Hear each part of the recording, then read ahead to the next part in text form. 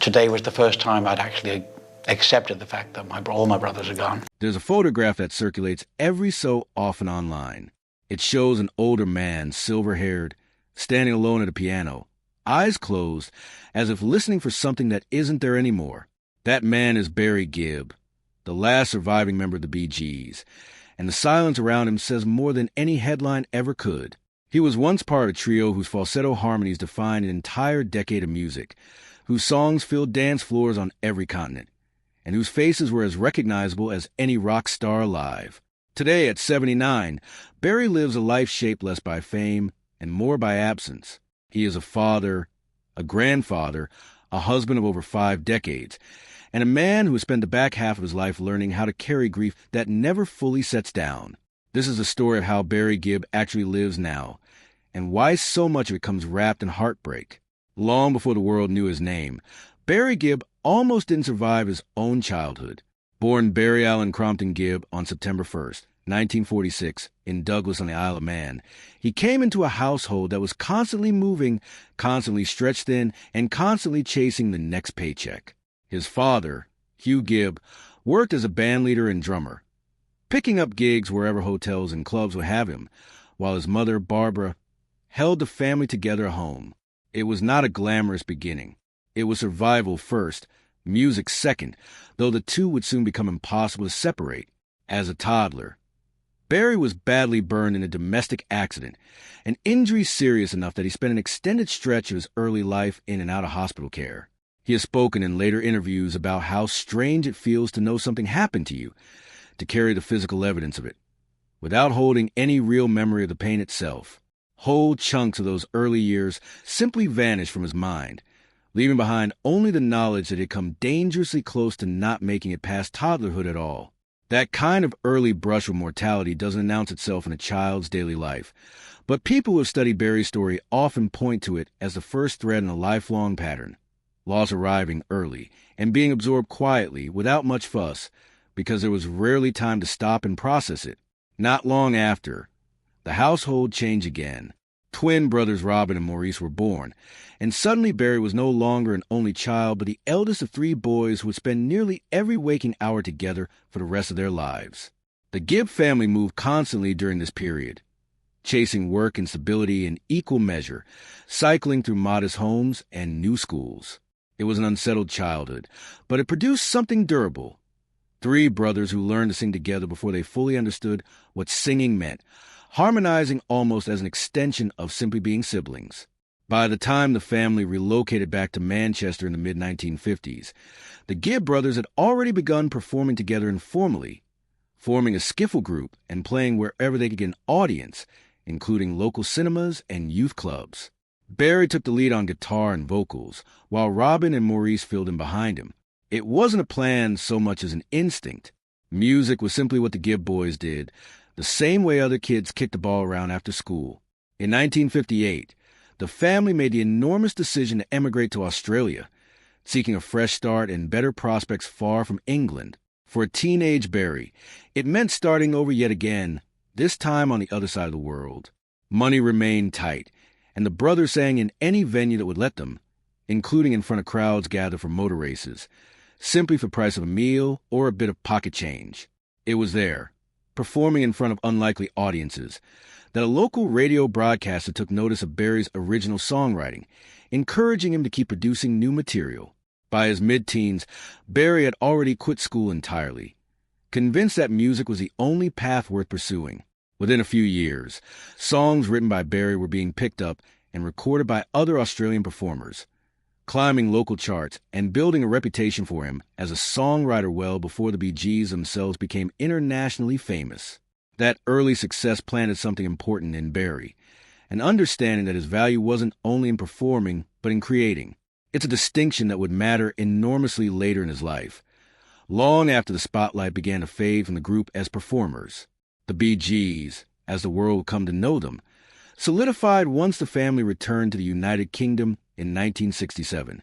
Barry, Robin, and Maurice signed with manager Robert Stigwood, and within a short span of time the group had international hits, television appearances, and a growing, demanding schedule that left little room to breathe. Success came fast, and so did the pressure. The brothers, who had spent their entire childhoods inside each other's orbit, now found themselves competing for the spotlight in a way that hadn't existed when they were simply kids singing together for fun. The tension came to a head in 1969, when disagreements over which song should lead their album and who should be seen as a group's frontman spiraled into a very public rupture. Robin left to pursue a solo career, and for a brief period, the Bee Gees effectively ceased to exist as the group the world recognized. Barry and Maurice tried to continue without him, releasing material as a duo, while Robin pursued his own solo ambitions with mixed commercial results. That separation didn't last much longer than a year, but it left a mark on all three brothers. What eventually pulled them back together wasn't some dramatic reconciliation. It was practical necessity around contracts and business obligations that forced them into the same room again. In that process, something shifted. They rediscovered how much they missed working together, and the results spoke for themselves. Their comeback song, a track that directly wrestled with themes of reconciliation and healing a fractured relationship, became one of their most enduring hits. It was as if the brothers had turned their private conflict into a piece of art the whole world could relate to, whether or not listeners knew the personal story behind it. From there, the Bee Gees went on to define an era. Their falsetto harmonies became the sound of the late 1970s, appearing on soundtracks that would go on to sell tens of millions of copies worldwide. Barry, in particular, became known not just as a singer, but as one of the most prolific songwriters of his generation, credited with writing or co-writing hits recorded by dozens of other major artists across multiple decades. It's a body of work that some music historians rank among the most commercially successful songwriting catalogs in pop history, trailing only a small handful of names most casual listeners could name from memory. Barry's personal life in his younger years mirrored the chaos of his professional one. He married young, at just 19, to a woman named Maureen Bates, a relationship that ultimately could not withstand the demands of fame, constant touring, and a young man still figuring out who he was outside of music. The marriage ended in the early 1970s, but it was a chance encounter years earlier, on the set of a television music program in London, that would end up defining the rest of his life. Barry met a young woman named Linda Gray, who was filling in as a guest hostess of the week. He has told the story many times over the decades, always with the same sense of certainty. He knew almost immediately that she was the one, even before either of them had said much of anything to each other. It took a few years, and the end of his first marriage, before they were finally able to be together. But on September 1st, 1970, his 24th birthday, Barry and Linda were married. That relationship has now lasted well over 50 years, remarkable not just for its longevity, but for how quiet it has remained. There have been no public scandals, no messy separations played out in tabloids, just a steady, private partnership that has weathered fame, fortune, and unimaginable grief. Together they raised 5 children. In the years since, the family has grown to include 7 grandchildren. Barry has said in interviews that fame stopped being the center of his life a long time ago. Family took its place instead, and that shift appears to have anchored him through everything that came afterward. If there's a single thread that defines Barry Gibb's later life, it is loss, specifically the loss of the 3 brothers who shared his childhood, his career, and in many ways his entire identity. The first of these losses came earliest, and perhaps hit hardest precisely because no one saw it coming in the same way. Andy Gibb, the youngest of the Gibb siblings and a solo star in his own right, died in 1988 at just 30 years old, after a long struggle with substance addiction and depression. Andy's death was a warning none of the family fully processed at the time, a sign that fame and talent offered no real protection against the things that were quietly destroying him. Then in January 2003, Maurice Gibb died suddenly in Miami at the age of 53. What began as severe abdominal pain turned into an emergency surgery for a twisted intestine, and Maurice never recovered, suffering cardiac arrest shortly afterward. Inside the band, Maurice had always been described as a connective tissue, the brother who understood harmony instinctively and who smoothed over the disputes that inevitably arose between 2 more assertive personalities in Barry and Robin. His death didn't just remove a family member. It removed the person who had quietly kept the group's internal balance intact for decades. Less than a decade after that, in 2012, Robin Gibb died in London at the age of 62, following a long and difficult battle with colorectal cancer that had spread to his liver. His final months were brutal. complicated further by a bout of pneumonia that left him in a coma before he briefly and fleetingly regained consciousness. His voice, instantly recognizable on tracks that remain radio staples to this day, went silent for good. Barry has spoken about these losses with a candor that feels almost unbearable to witness. He has said that his deepest regret is that each time he lost a brother, he was in a period of not getting along with them, an admission that clearly still weighs on him. In interviews given years after Robin's death, Barry has broken down describing what it means to now be, in his own words, the last man standing, the eldest brother who somehow outlived all the others despite the childhood illness that nearly took him first. He has described the bond between the three surviving Gibb brothers as something closer to being one person split three ways, driven by a single shared ambition from the time they were children. That kind of unity, once broken permanently by death, doesn't have a substitute. It simply becomes an absence Barry has had to learn to live around. At 79, Barry Gibb is not chasing anything anymore, and by most accounts, he doesn't need to. Financial analyses of his career consistently place his net worth in the neighborhood of $140 million, built not from a single windfall, but from decades of layered income.